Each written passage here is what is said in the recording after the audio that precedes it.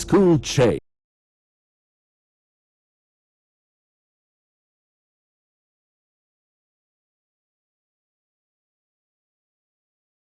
ನಮಸ್ಕಾರ. S18 ವಾರ್ತೆಗಳಿಗೆ ಸ್ವಾಗತ. ನಾನು ಕವಿತಾ. ಮೊದಲಿಗೆ ಹೆಡ್ಲೈನ್ಸ್. ತುರ್ತು ಪರಿಸ್ಥಿತಿ ಜಾರಿಗೊಳಿಸಿ ಸಂವಿಧಾನ ವಿರೋಧಿ ಕಾಂಗ್ರೆಸ್ ಕ್ಷಮೆಯಾಚನೆ ಆಗ್ರಹಿಸಿ ಬಿಜೆಪಿ ಯುವ ಮೋರ್ಚಾ ಪೋಸ್ಟರ್ ಅಭಿಯಾನ.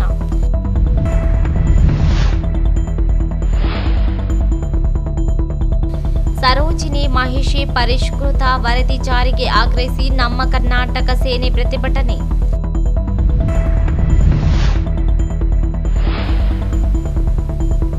ನ್ಯಾಯಬೆಲೆ ಅಂಗಡಿಯಲ್ಲಿ ತಿಂಗಳ ಪೂರ್ತಿ ಪಡಿತರ ವಿತರಣೆ ಆಗ್ರಹಿಸಿ ಸ್ಲಂ ನಿವಾಸಿಗಳ ಕ್ರಿಯಾ ಯೋಜನೆ. ಆರೋಗ್ಯ ಇಲಾಖೆ ಹೊರಗುತ್ತಿಗೆ ನೌಕರರಿಗೆ 7 ತಿಂಗಳಿನಿಂದ ವೇತನ ಬಾಕಿ. ಗುತ್ತಿಗೆ ಏಜೆನ್ಸಿ ವಿರುದ್ಧ ಕ್ರಮಕ್ಕೆ ಅಕ್ಷಯಗೌಡ ಆಗ್ರಹ. ಹೋರಾಟದ ಎಚ್ಚರಿಕೆ.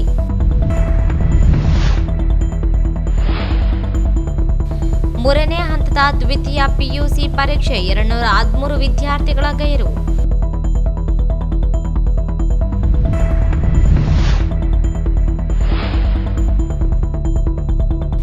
ಕಾಡು ಹಂದಿ ಬೇಟೆಯಾಡಿದ ಲಿಂಗಸೂರಿನ 2 ಬಂಧನ. ವಾರ್ತೆಗಳ ವಿವರ.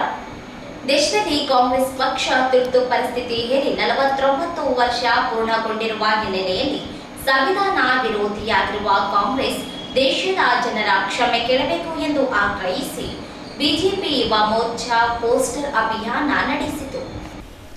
ನಗರದ ಡಾಕ್ಟರ್ BR ಅಂಬೇಡ್ಕರ್ ವೃತ್ತದಲ್ಲಿ ಬಿಜೆಪಿ ಯುವ ಮೋರ್ಚಾ ಜಿಲ್ಲಾಧ್ಯಕ್ಷ ವಿನಾಯಕ ರಾವ್ ಹಾಗೂ ಬಿಜೆಪಿ ಜಿಲ್ಲಾ ಕಾರ್ಯದರ್ಶಿ ಜಿ ಶಂಕರರೆಡ್ಡಿ ನೇತೃತ್ವದಲ್ಲಿ ಪೋಸ್ಟರ್ಗಳನ್ನು ಪ್ರದರ್ಶಿಸುವ ಮೂಲಕ ಕಾಂಗ್ರೆಸ್ ವಿರುದ್ಧ ಘೋಷಣೆ ಹಾಕಲಾಯಿತು. ಪ್ರತಿಭಟನೆ ಉದ್ದೇಶಿಸಿ ಮಾತನಾಡಿ ಬಿಜೆಪಿ ಜಿಲ್ಲಾ ಕಾರ್ಯದರ್ಶಿ ಜಿ ಶಂಕರರೆಡ್ಡಿ ಮಾತನಾಡಿ, ದೇಶದಲ್ಲಿ ಸಂವಿಧಾನ ವಿರೋಧಿಯಾಗಿ ಕಾಂಗ್ರೆಸ್ ತುರ್ತು ಪರಿಸ್ಥಿತಿ ಹೇರುವ ಮೂಲಕ ಸಂವಿಧಾನ ವಿರೋಧಿಯಾಗಿರುವುದು ಸಾಬೀತಾಗಿದೆ. ಸಂವಿಧಾನ ಬದಲಾವಣೆ ಮಾಡುತ್ತಾರೆ ಎಂದು ಆರೋಪಿಸುವ ಕಾಂಗ್ರೆಸ್ ನಾಯಕರಿಗೆ ನೈತಿಕತೆ ಇಲ್ಲ. ದೇಶದಲ್ಲಿ ವೈಯಕ್ತಿಕ ಹಿತಾಸಕ್ತಿಗೆ ಸಂವಿಧಾನ ವಿರೋಧಿಯಾಗಿ ನಡೆದುಕೊಂಡು ರಾಜಕೀಯ ನಾಯಕರು, ಪತ್ರಕರ್ತರು, ಹೋರಾಟಗಾರರನ್ನು ಅಕ್ರಮವಾಗಿ ಬಂಧಿಸಿಟ್ಟಿತ್ತು. ಇಂದು ಅದೇ ಕಾಂಗ್ರೆಸ್ ನಾಯಕರು ಸಂವಿಧಾನ ಉಳಿಸುವುದಾಗಿ ಹೇಳುತ್ತಿದ್ದಾರೆ.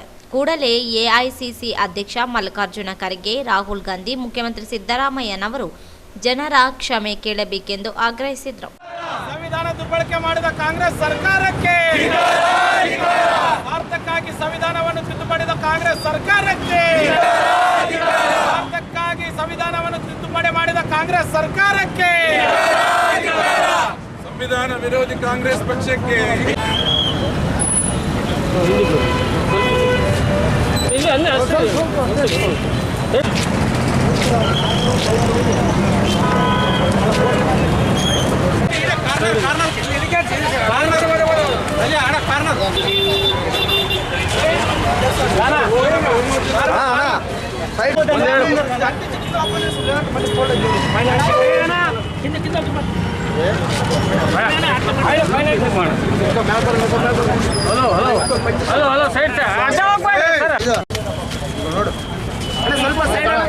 ಸೈಡ್ ಸರಿ ಅಪ್ಪ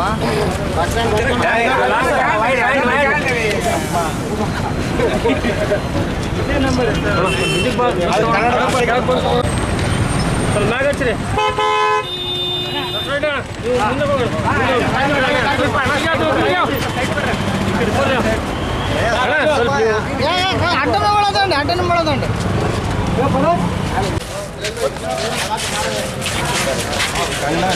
ಇಂಗ್ಲಿಷ್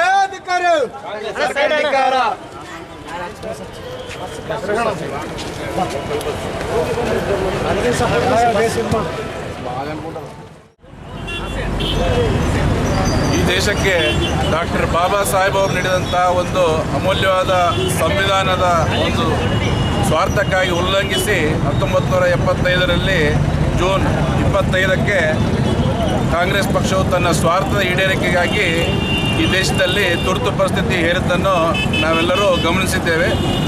ಈಗಾಗಲೇ ಹೇಳಿದಂತೆ ಸಂವಿಧಾನದ ಸ್ವಾರ್ಥಕ್ಕಾಗಿ ದುರ್ಬಳಕೆ ಮಾಡಿಕೊಂಡಂಥ ಕಾಂಗ್ರೆಸ್ ಪಕ್ಷವು ಈ ದೇಶದಲ್ಲಿ ತುರ್ತು ಪರಿಸ್ಥಿತಿ ಹೇರಿ ಎಲ್ಲ ಮಾಧ್ಯಮದವರು, ಜನಸಾಮಾನ್ಯರಿಗೂ ಮತ್ತು ಈ ದೇಶದ ಪರ ಇರುವಂಥ ಎಲ್ಲ ನಾಗರಿಕರನ್ನು ಬಂಧಿಸಿ ಅವತ್ತಿನ ದಿವಸ ತಮ್ಮ ಒಂದು ದುಷ್ಕೃತ್ಯವನ್ನು ಈ ದೇಶದಲ್ಲಿ ನಾವೆಲ್ಲರೂ ನೋಡುವಂತೆ ಹಿಂದೆ ಆಗಿತ್ತು. ಅದರೊಂದು ನೆನಪಿಗಾಗಿ ನಾವೊಂದು ಈ ಪೋಸ್ಟರ್ ಅಭಿಯಾನವನ್ನು ಭಾರತೀಯ ಜನತಾ ಪಕ್ಷ ಮಾಡ್ತಾ ಇದೆ. ಸಂವಿಧಾನದ ಅದರ ಒಂದು ತಿದ್ದುಪಡಿ ಆಗಲಿ, ಅದರ ಒಂದು ದುರುಪಯೋಗ ಯಾವ ಥರ ಕಾಂಗ್ರೆಸ್ ಪಕ್ಷ ಮಾಡಿದೆ ಅಂತ ಜನಸಾಮಾನ್ಯರಿಗೆ ತಿಳಿಸುವಂಥ ಕೆಲಸ ಯುವ ಮೋರ್ಚಾದ ವತಿಯಿಂದ ಪೋಸ್ಟರ್ ಅಭಿಯಾನದ ಮೂಲಕ ಮಾಡ್ತಾ ಇದ್ದೀವಿ. ಆ ಒಂದು ದುಷ್ಕೃತ್ಯಕ್ಕೆ ಕೈ ಹಾಕಿದಂಥ ಕಾಂಗ್ರೆಸ್ ನಿಜವಾಗ್ಲೂ ಸಂವಿಧಾನ ವಿರೋಧಿ ಮತ್ತು ಅದರ ನಾಯಕರು ಅವತ್ತಿನ ದಿವಸ ಇಂದಿರಾ ಗಾಂಧಿಯವರು ಕೇವಲ ತಮ್ಮ ಸ್ವಾರ್ಥ ಸಾಧನೆಗಾಗಿ ತುರ್ತು ಪರಿಸ್ಥಿತಿ ಹೇರಿ ಎಲ್ಲ ಮಾಧ್ಯಮದವರು ನಿರ್ಬಂಧಿಸಿ ಎಲ್ಲ ಪ್ರತಿಪಕ್ಷದ ನಾಯಕರನ್ನು ಕೂಡ ಅವತ್ತು ಜೈಲಿಗೆ ತಳ್ಳಿ ಸೆರೆವಾಸ ಅನುಭವಿಸಿ ತಾವೊಂದು ದುಷ್ಟ ಕೃತ್ಯ ಮಾಡಿ ತಾವೊಂದು ಅಧಿಕಾರ ನಡೆಸುವಂಥದ್ದು ನಾವೆಲ್ಲರೂ ಹಿಂದೆ ಕೇಳಿದ್ದೇವೆ. ಅದರ ಬಗ್ಗೆ ಜನಸಾಮಾನ್ಯರಿಗೆ ತಿಳಿಸಿ ಯಾವ ರೀತಿ ಸಂವಿಧಾನ ವಿರೋಧಿ ಕಾಂಗ್ರೆಸ್ ಪಕ್ಷ ಮತ್ತು ಇವತ್ತಿನ ದಿವಸ ಸಂವಿಧಾನದ ಬಗ್ಗೆ ಮಾತಾಡೋ ಯಾವುದೇ ನೈತಿಕ ಹಕ್ಕು ಕಾಂಗ್ರೆಸ್ ಪಕ್ಷಕ್ಕಿಲ್ಲ. ಅದರ ನಾಯಕರಾದ ಮಲ್ಲಿಕಾರ್ಜುನ್ ಖರ್ಗೆ ಅವರಾಗಲಿ, ರಾಹುಲ್ ಗಾಂಧಿ ಅವರಾಗಲಿ ಇದರ ಬಗ್ಗೆ ಮತ್ತು ಯಾವತ್ತೂ ಒಂದು ದಿವಸ ಕೂಡ ಇವತ್ತು ಕ್ಷಮೆ ಕೇಳುವಂಥದ್ದು ನಾವು ನೋಡಿಲ್ಲ. ಸಂವಿಧಾನದ ನಿಜವಾದ ದ್ರೋಹಿಗಳು ಯಾವ್ದಾರು ಇದ್ದರೆ ಅದು ಕಾಂಗ್ರೆಸ್ ಪಕ್ಷ. ಅದರ ಬಗ್ಗೆ ಜನಸಾಮಾನ್ಯರಿಗೆ ಮತ್ತಷ್ಟು ಒಂದು ಅವಗಾಹನೆ ಮೂಡಿಸುವ ಕೆಲಸ ಇವತ್ತು ಭಾರತೀಯ ಜನತಾ ಪಕ್ಷದಿಂದ ಮಾಡ್ತಾ ಇದೆ. ಸಂವಿಧಾನವನ್ನು ತಮ್ಮ ಸ್ವಾರ್ಥಕ್ಕಾಗಿ ದುರ್ಬಳಕೆ ಮಾಡಿದ ಕಾಂಗ್ರೆಸ್ ಸರ್ಕಾರ ಅಂದು ಇಂದಿರಾ ಗಾಂಧಿ ಅವರು ತಮ್ಮ ರಾಜಕೀಯ ಭವಿಷ್ಯ ಉಳಿಸ್ಕೋ ಸಲುವಾಗಿ ಕಾಂಗ್ರೆಸ್ಸಿನ ಸರ್ಕಾರವನ್ನು ಉಳಿಸ್ಕೋ ಸಲುವಾಗಿ 1975ರಲ್ಲಿ ಎಮರ್ಜೆನ್ಸಿಯನ್ನು ಡಿಕ್ಲೇರ್ ಮಾಡಿದರು. ಅಂದಿನ ರಾಷ್ಟ್ರಪತಿಯಾದ ಫಕ್ರುದ್ದೀನ್ ಅಲಿ ಅಹ್ಮದ್ ಅವರು ತಮ್ಮ ಕೈಗೊಂಬೆಯಾಗಿ ಅವರು ಹೇಳಿದ ಮಾತು ಕೇಳಿ ಅರ್ಧ ರಾತ್ರಿ ಎಮರ್ಜೆನ್ಸಿಯನ್ನು ಅವರು ಡಿಕ್ಲೇರ್ ಮಾಡುತ್ತಾರೆ. ಇಡೀ ದೇಶದಲ್ಲಿ ದಂಗೆ ಎದ್ದು ಅಂದು ಜಯಪ್ರಕಾಶ್ ನಾರಾಯಣ ಅವರು ದಿಲ್ಲಿಯಲ್ಲಿ ಪ್ರತಿಭಟನೆ ಮಾಡುತ್ತಾರೆ. ಅಲ್ಲಿ ಪ್ರತಿಭಟನೆ ಮಾಡಿದ ವಿಪಕ್ಷ ನಾಯಕರನ್ನು ಎಲ್ಲರನ್ನೂ ಕರೆದುಕೊಂಡು ಹೋಗಿ ಜೈಲಿನಲ್ಲಿ ಈ ಒಂದು ಕಾಂಗ್ರೆಸ್ ಸರ್ಕಾರ ಅವರನ್ನೆಲ್ಲರೂ ಬಂಧಿಸುತ್ತದೆ.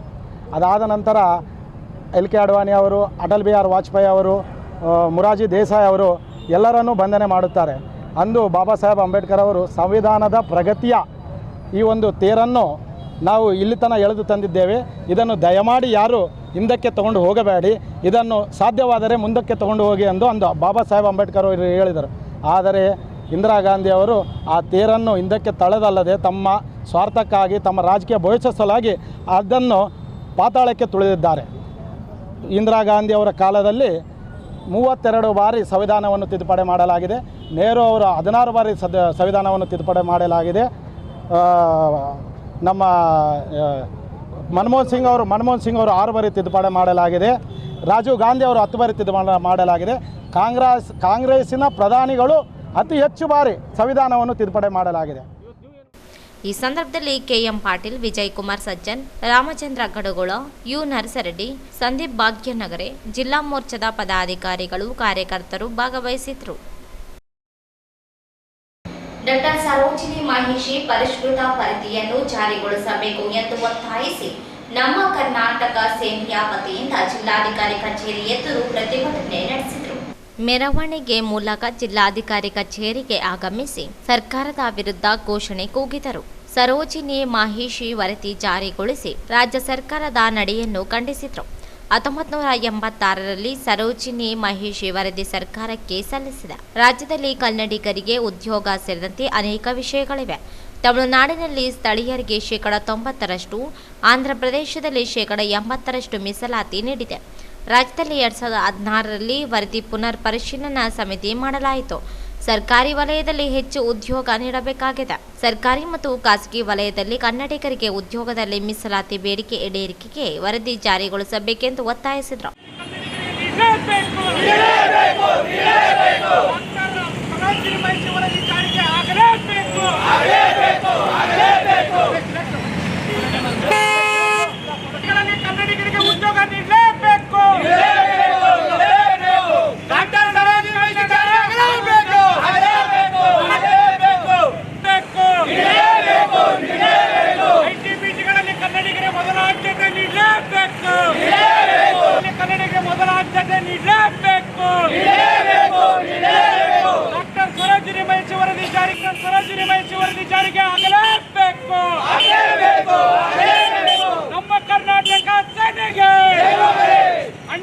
ಬಸವರಾಜ್ ಪಡ್ಕೋಟೆ ಅವರಿಗೆ, ನಮ್ಮ ಕರ್ನಾಟಕ ಸೇನೆಗೆ, ಡಾಕ್ಟರ್ ಸರೋಜಿನಿ ಮಹಿಷಿ ವರದಿ ಜಾರಿಗೆ ಆಗಲೇಬೇಕು. ಡಾಕ್ಟರ್ ಸರೋಜಿನಿ ಮಹಿಷಿ ವರದಿ ಜಾರಿಗೆ ಆಗಲೇಬೇಕು. ಡಾಕ್ಟರ್ ಸರೋಜಿನಿ ಮಹಿಷಿ ವರದಿ ಜಾರಿಗೆ ಆಗಲೇಬೇಕು. ಕರ್ನಾಟಕದಲ್ಲಿ ಕನ್ನಡಿಗರಿಗೆ ಬಹುಪಾಲು ಉದ್ಯೋಗ, ಕರ್ನಾಟಕದಲ್ಲಿ ಕನ್ನಡಿಗರಿಗೆ ಬಹುಪಾಲು ಉದ್ಯೋಗ ನೀಡಲೇಬೇಕು. ಐಟಿ ಬಿಟಿಗಳಲ್ಲಿ ಕನ್ನಡಿಗರಿಗೆ ಉದ್ಯೋಗ ನೀಡಲೇಬೇಕು.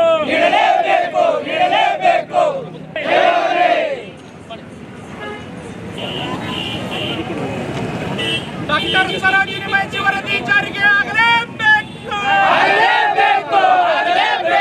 ಕರ್ನಾಟಕದಲ್ಲಿ ಕನ್ನಡಿಗರಿಗೆ ಬಹುಪಾಲು ಪರಿಷ್ಕೃತ ವರದಿಯನ್ನು ಶೀಘ್ರ ಜಾರಿಗೊಳಿಸಲು ಆಗ್ರಹಿಸಿ ಪ್ರತಿಭಟನೆ ಮನವಿ ಪತ್ರ. ಈ ಮೇಲ್ಕಳಿಸಿದ ವಿಷಯಕ್ಕೆ ಸಂಬಂಧಿಸಿದಂತೆ ನಮ್ಮ ಕರ್ನಾಟಕ ಸೇನೆ ರಾಯಚೂರು ಜಿಲ್ಲಾ ಘಟಕವು ತಮ್ಮ ಗಮನಕ್ಕೆ ತರುವುದೇನೆಂದರೆ, ಕರ್ನಾಟಕದ ನೆಲದ ಮಕ್ಕಳು ಬದುಕು ಆಸನ ಮಾಡಲು ದಿನಾಂಕ 25/1/1982 ಡಾಕ್ಟರ್ ಸರೋಜಿನಿ ಮಹಿಷಿ ನೇತೃತ್ವದಲ್ಲಿ ಸಮಿತಿ ರಚನೆಯಾಗಿ ದಿನಾಂಕ 30/2/1986 ಸದರಿ ಸಮಿತಿಯನ್ನು ಸರ್ಕಾರಕ್ಕೆ ಸಲ್ಲಿಸಿರುತ್ತಾರೆ. ಈ ವರದಿಯು ರಾಜ್ಯದಲ್ಲಿ ಕನ್ನಡಿಗರ ಉದ್ಯೋಗ ಸಮಸ್ಯೆ ಸ್ವರೂಪವನ್ನು ಅಧ್ಯಯನ ಮಾಡಿ ಕಾರ್ಯಸಾಧುವಾದ ಪರಿಹಾರ ಮಾರ್ಗಗಳನ್ನು ಹೊಂದಿತ್ತು. ಸದರಿ ವರದಿಯನ್ನು ಗಮನಿಸಿ ಇದೇ ಮಾದರಿಯಲ್ಲಿ ಕೆಲವು ರಾಜ್ಯಗಳು ಕಾನೂನು ರಚಿಸಿವೆ ಎಂದರೆ ಡಾಕ್ಟರ್ ಸರೋಜಿನಿ ಮಹಿಷಿ ವರದಿ ಮಹತ್ವ ಎಂತಾಗುವುದೆಂದು ತಿಳಿದುಕೊಳ್ಳಬೇಕು. ನಮ್ಮ ಪಕ್ಕದ ರಾಜ್ಯಗಳಾದ ತಮಿಳುನಾಡಿನಲ್ಲಿ ಸ್ಥಳೀಯ ಭಾಷಿಕರಿಗೆ 90%, ಆಂಧ್ರದಲ್ಲಿ 80% ಮೀಸಲಾತಿ ನೀಡಿ ಸರ್ಕಾರಗಳು ಆದೇಶ ಹೊರಡಿಸಿರುವುದು ಗಮನಾರ್ಹ ವಿಷಯವಾಗಿದೆ. ತದನಂತರ 2016ರಲ್ಲಿ ಪ್ರೊಫೆಸರ್ ST ಸಿದ್ದರಾಮಯ್ಯನವರು ಅಧ್ಯಕ್ಷತೆಯಲ್ಲಿ ಡಾಕ್ಟರ್ ಸರೋಜಿನಿ ಮಹಿಷಿ ವರದಿಯ ಪುನರ ಪರಿಶೀಲನಾ ಸಮಿತಿಯನ್ನು ರಚಿಸಲಾಯಿತು. ಆಗ ಸಮಿತಿ ವರದಿ ನೀಡಿದಾಗ ಸರ್ಕಾರಿ ವಲಯದಲ್ಲಿ ಈ ಸಂದರ್ಭದಲ್ಲಿ ಜಿಲ್ಲಾಧ್ಯಕ್ಷ ಕೊಂಡಪ್ಪ, ಕೆ ಸಂಚಾಲಕ ಮಾಣಿಕ್ ಇಂಗಾಳೆ, ವೀರೇಶ್ ಚಲಗಾರ, ಮಹೇಶ್ ಪಾಟೀಲ್, ಹೊನ್ನಪ್ಪ, ರಾಮಕೃಷ್ಣ, ಅನಿಲ್, ಸುನಿಲ್ ಶೆಟ್ಟಿ, ಮಂಜುನಾಥ ಗಾಣಿಗೇರ, ನಾಗರಾಜ, ಶಿವರಾಜ ನಾಯಕ್, ಜಂಗ್ಲಪ್ಪ, ಸೈಯದ್ ಮನ್ಸಲಾಪುರ, ನರಸಿಂಹಲುದ್ದಿನಿ, ಭಗವಂತ, ವೆಂಕಟೇಶ್, ರಂಗಪ್ಪ, ಶ್ರೀನಿವಾಸ, ಹುಸೇನಪ್ಪ, ನರೇಶ್, ಹನುಮಂತ ಸೇರಿದಂತೆ ಅನೇಕರಿದ್ದರು.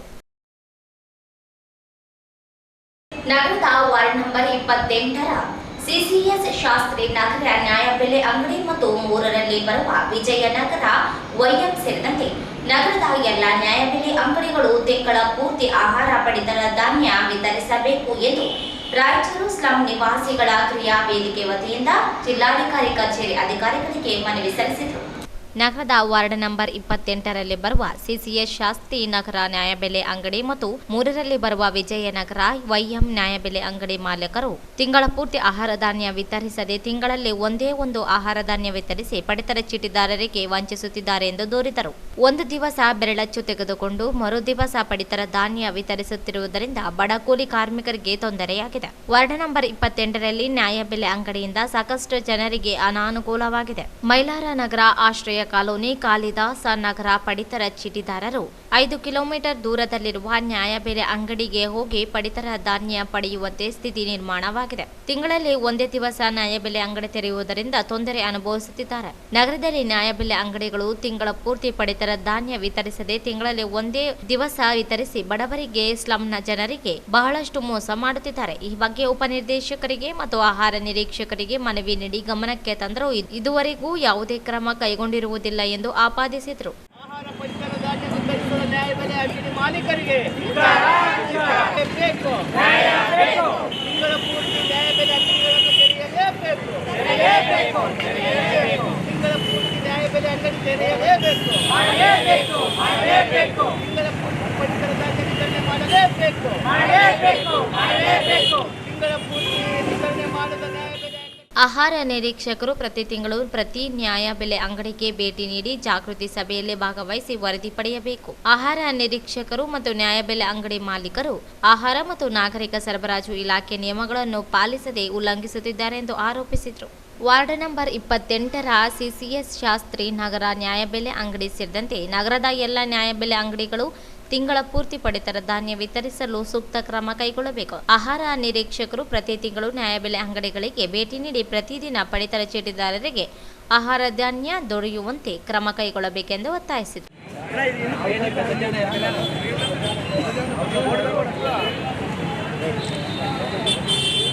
CCS ಶಾಸ್ತ್ರಿನಗರ ನ್ಯಾಯಬೆಲೆ ಅಂಗಡಿ ಮತ್ತು ವಾರ್ಡ್ ನಂಬರ್ 3ರಲ್ಲಿ ಬರುವ ವಿಜಯನಗರ YM ಸೇರಿದಂತೆ YM ನ್ಯಾಯಬೆಲೆ ಅಂಗಡಿ ಸೇರಿದಂತೆ ಎಲ್ಲ ನ್ಯಾಯಬೆಲೆ ಅಂಗಡಿಗಳ ತಿಂಗಳ ಪೂರ್ತಿ ಆಹಾರ ಪಡಿತರ ಧಾನ್ಯ ವಿತರಿಸುವ ಬಗ್ಗೆ ನಗರದ ವಾರ್ಡ್ ನಂಬರ್ 28 123 CCS ಶಾಸ್ತ್ರಿನಗರ ನ್ಯಾಯಬೆಲೆ ಅಂಗಡಿ ಮತ್ತು ವಾರ್ಡ್ ನಂಬರ್ 3ರಲ್ಲಿ ಬರುವ ವಿಜಯನಗರ YM ನ್ಯಾಯಬೆಲೆ ಅಂಗಡಿ ಮಾಲೀಕರು ತಿಂಗಳ ಪೂರ್ತಿ ಆಹಾರ ಧಾನ್ಯ ವಿತರಿಸದೆ ತಿಂಗಳಲ್ಲಿ ತಮಗೆ ಬೇಕಾದ ಒಂದೇ ಒಂದು ದಿವಸ ಆಹಾರ ಧಾನ್ಯ ವಿತರಿಸಿ ಪಡಿತರ ಚೀಟಿದಾರರಿಗೆ ವಂಚಿಸುತ್ತಿದ್ದಾರೆ. ಒಂದು ದಿವಸ ಬೆರಳಚ್ಚು ತಂಬು ತೆಗೆದುಕೊಂಡು ಮರು ದಿವಸ ಪಡಿತರ ಧಾನ್ಯ ವಿತರಿಸುವುದರಿಂದ ಬಡ ಬೀದಿ ಕಾರ್ಮಿಕರಿಗೆ ಬಹಳ ತೊಂದರೆಯಾಗಿದೆ. ವಾರ್ಡ್ ನಂಬರ್ 28ರಲ್ಲಿ ಬರುವ ನ್ಯಾಯಬೆಲೆ ಅಂಗಡಿಯಿಂದ ಬಹಳಷ್ಟು ಜನರಿಗೆ ಅನಾನುಕೂಲ. ಈ ಸಂದರ್ಭದಲ್ಲಿ ಅಧ್ಯಕ್ಷ ಜನಾರ್ದನ ಹಳ್ಳಿಬೆಂಚಿ, ಕಾರ್ಯದರ್ಶಿ ನೂರೆಜಾನ್, ಸಂಘಟನಾ ಕಾರ್ಯದರ್ಶಿ ಬಸವರಾಜ ಹೊಸೂರು, ಮಾಧವರೆಡ್ಡಿ ಮಹೇಶ್, ನಾಗರಾಜ್, ಜಿ ರಾಜು, ಪವನ್ ಕುಮಾರ್, ನಿತಿನ್, ಜಂಬಣ್ಣ, ಸಿಆರ್ ಸೇರಿದಂತೆ ಅನೇಕರಿದ್ದರು. ಈಗ ಜಾಹೀರಾತು.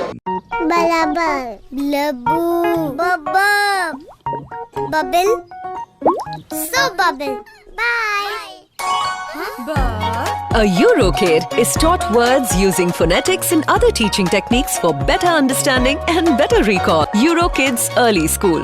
Right start, flying start. Wow. Wow. Wow. Wonderful. Wow.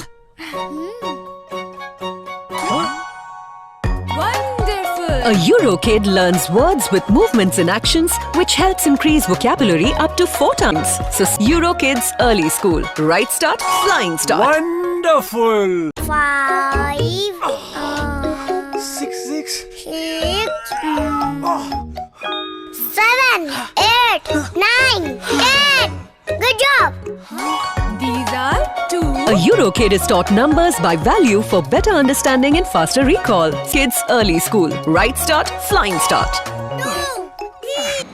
ಆರೋಗ್ಯ ಇಲಾಖೆಯಲ್ಲಿ ಸೇವೆ ಸಲ್ಲಿಸುತ್ತಿರುವ ಹೊರ ಗುತ್ತಿಗೆ ನೌಕರರಿಗೆ ಕಳೆದ 7 ತಿಂಗಳಿನಿಂದ ವೇತನ ನೀಡದೆ ಆರೋಗ್ಯ ಇಲಾಖೆ ಹಾಗೂ ಗುತ್ತಿಗೆ ಏಜೆನ್ಸಿಗಳು ಅನ್ಯಾಯ ಮಾಡಿದ್ದು, ತ್ವರಿತ ವೇತನ ಪಾವತಿಸಬಹುದರೆ ತೀವ್ರ ಸ್ವರೂಪದ ಹೋರಾಟ ಅನಿವಾರ್ಯವಾಗುತ್ತದೆ ಎಂದು ಆರೋಗ್ಯ ಇಲಾಖೆ ವಿವಿಧ ವೃಂದದ ಹೊರಗುತ್ತಿಗೆ ನೌಕರರ ಸಂಘದ ರಾಜ್ಯಾಧ್ಯಕ್ಷ ಅಕ್ಷಯ ಗೌಡ ಅವರು ಹೇಳಿದರು.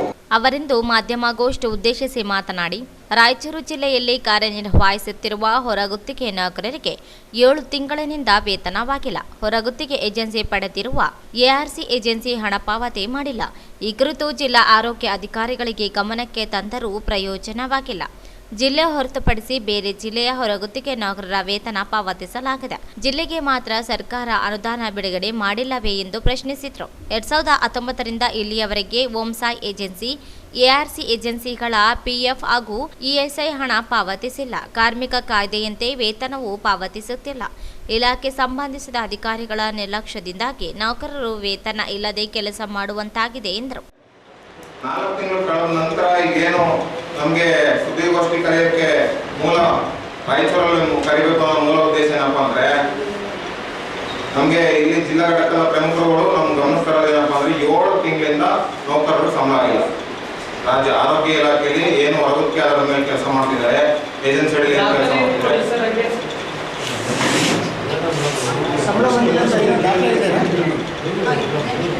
ನಾವೇ ಸ್ಟೇಟ್ಮೆಂಟ್ ಕೊಡ್ತೀವಿ, ದಾಖಲೆ ಸಮೇತ ಕೊಡ್ತೀವಿ.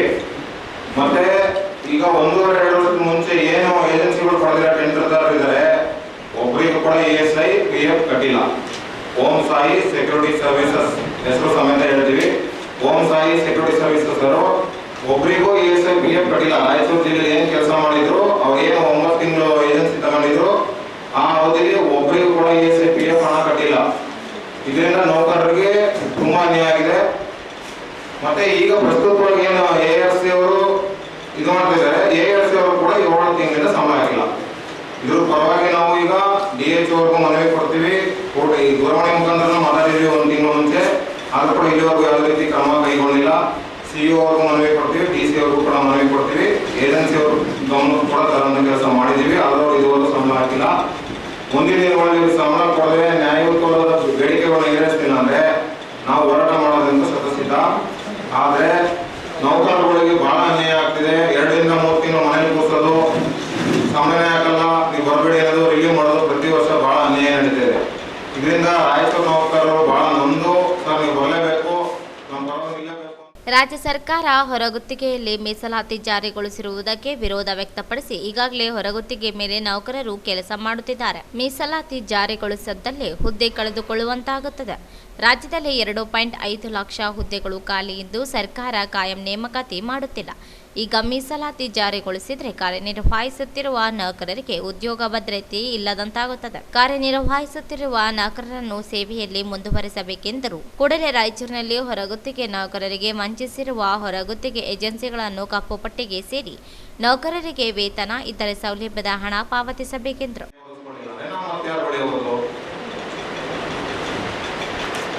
ಕೂಡಲೇ ESIPF ಹಣವನ್ನು ಕಟ್ಟಬೇಕು. 7 ತಿಂಗಳ ಏನು ಸಂಬಳ ಬ್ಯಾಲೆನ್ಸ್ ಇದೆ ಅಷ್ಟು ಕೂಡ ಕ್ಲಿಯರ್ ಆಗಬೇಕು. ಅವ್ರ ಜೀವನ ಸಾಗಿಸೋದು ತುಂಬ ಕಷ್ಟ ಆಗ್ತಿದೆ. ಎಲ್ಲರೂ ಕೂಡ ಭಾಳ ನೊಂದ್ಕೊಂಡು ಇಷ್ಟು ದಿನ ತಡೆದು ನಮ್ಗೆ ತಂದಿರೋದ್ರಿಂದ ನಾವು ಬಂದು ಕೂಡಲೇ ಸುದ್ದಿಗೋಷ್ಠಿ ಮಾಡ್ತಾ ಇದೀವಿ. ಅಧಿಕಾರಿಗಳನ್ನ ಕೇಳೋದ್ರೆ ಅವರೇ ಟಾರ್ಗೆಟ್ ಆಗ್ತಾರೆ. ಅವ್ರನ್ನ ಕೆಲಸದಿಂದ ತೆಗೆಯುವಂಥ ಕೆಲಸಗಳಾಗ್ತಿದ್ದಾವೆ. ಏಜೆನ್ಸಿಗಳು ಟಾರ್ಗೆಟ್ ಮಾಡ್ತಿದ್ದಾರೆ. ಅವೆಲ್ಲ ಆಗಬಾರ್ದು ಅಂತ ನಾವು ರಾಜ್ಯ ಘಟಕದಿಂದಲೇ ಬಂದು ಇವತ್ತು ಸುದ್ದಿಗೋಷ್ಠಿ ಕರೆದು ನಿಮ್ಮ ಮೂಲಕ ಕೇಳ್ತಿದ್ದೀವಿ. ಕಾರ್ಮಿಕ ಇಲಾಖೆ ಏನು ನಿಗದಿಪಡಿಸಿದೆ ಅಷ್ಟು ವೇತನ ಕೂಡ ಕೊಡ್ತಾ ಇಲ್ಲ. ಇವತ್ತಿನ ಗ್ರೂಪ್ ಡಿ ನೌಕರರಿಗೆ ಏನು 12,676 ರೂಪಾಯಿ ನಿಗದಿಪಡಿಸಿದೆ. ಎಲ್ಲ ಕಟಾವಣೆ ಆಗಿ 12,676 ರೂಪಾಯಿ ನೌಕರನ ಖಾತೆಗೆ ಹೋಗಬೇಕು. ಆದರೆ ನೌಕರನ ತಲುಪಿರೋದು 10,000 ರಿಂದ 11,000 ರೂಪಾಯಿ ಮಾತ್ರ. ಅಲ್ಲೂ 1,500 ರಿಂದ 2,000 ರೂಪಾಯಿ ದುಡ್ಡು ತಿಂತಿದ್ದಾರೆ. ಎಲ್ಲ ಕಡೆ ಅನ್ಯಾಯ ನೌಕರರಿಗೆ.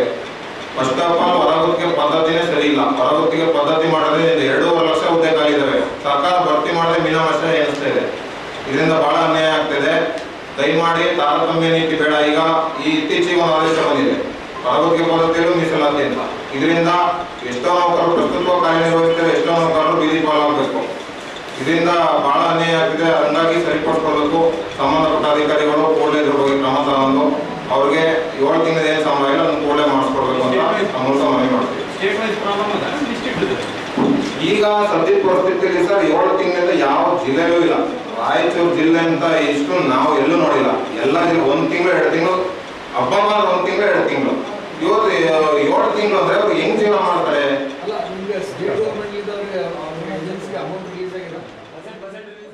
ಈ ಸಂದರ್ಭದಲ್ಲಿ ಸಂಘದ ಪದಾಧಿಕಾರಿಗಳಾದ ಮಂಜುಳಾ, ಸಿದ್ದಪ್ಪ ತುಮಕೂರು, ರಮೇಶ್, ಶ್ರೀಶೈಲ ಬೆಳಗಾವಿ, ಸೌಭಾಗ್ಯ ತುಮಕೂರು, ಹನುಮಂತ, ಶಂಕರ, ದ್ಯಾವಣ್ಣ, ಈರಣ್ಣ ಸೇರಿದಂತೆ ಅನೇಕರಿದ್ದರು.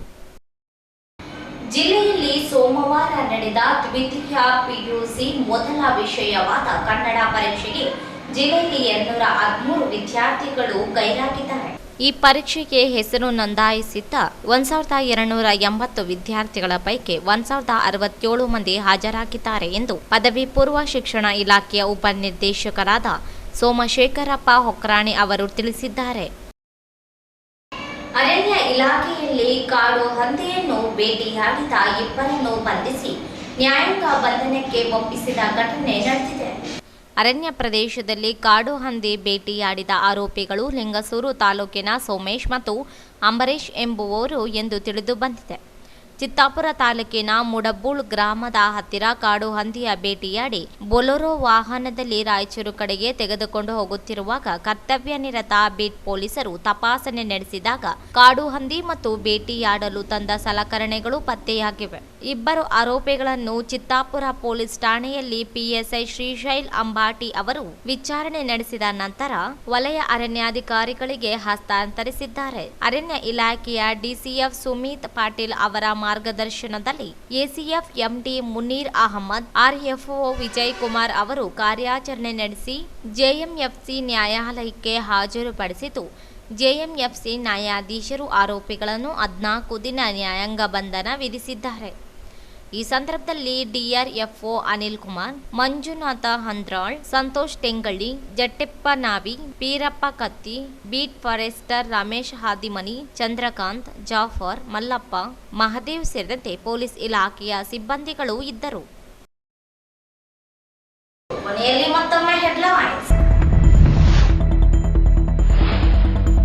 ತುರ್ತು ಪರಿಸ್ಥಿತಿ ಜಾರಿಗೊಳಿಸಿ ಸಂವಿಧಾನ ವಿರೋಧಿ ಕಾಂಗ್ರೆಸ್ ಕ್ಷಮೆಯಾಚನೆ ಆಗ್ರಹಿಸಿ ಬಿಜೆಪಿ ಯುವ ಮೋರ್ಚಾ ಪೋಸ್ಟರ್ ಅಭಿಯಾನ.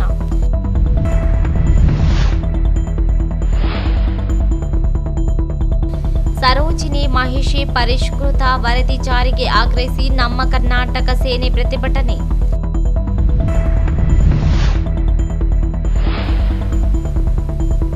ನ್ಯಾಯಬೆಲೆ ಅಂಗಡಿಯಲ್ಲಿ ತಿಂಗಳ ಪೂರ್ತಿ ಪಡಿತರ ವಿತರಣೆ ಆಗ್ರಹಿಸಿ ಸ್ಲಂ ನಿವಾಸಿಗಳ ಕ್ರಿಯಾ ಯೋಜನೆ.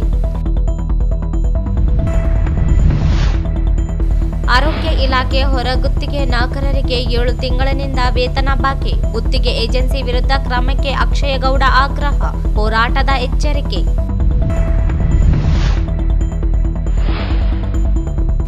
ಮೂರನೇ ಹಂತದ ದ್ವಿತೀಯ ಪಿಯುಸಿ ಪರೀಕ್ಷೆ 213 ವಿದ್ಯಾರ್ಥಿಗಳ ಗೈರು.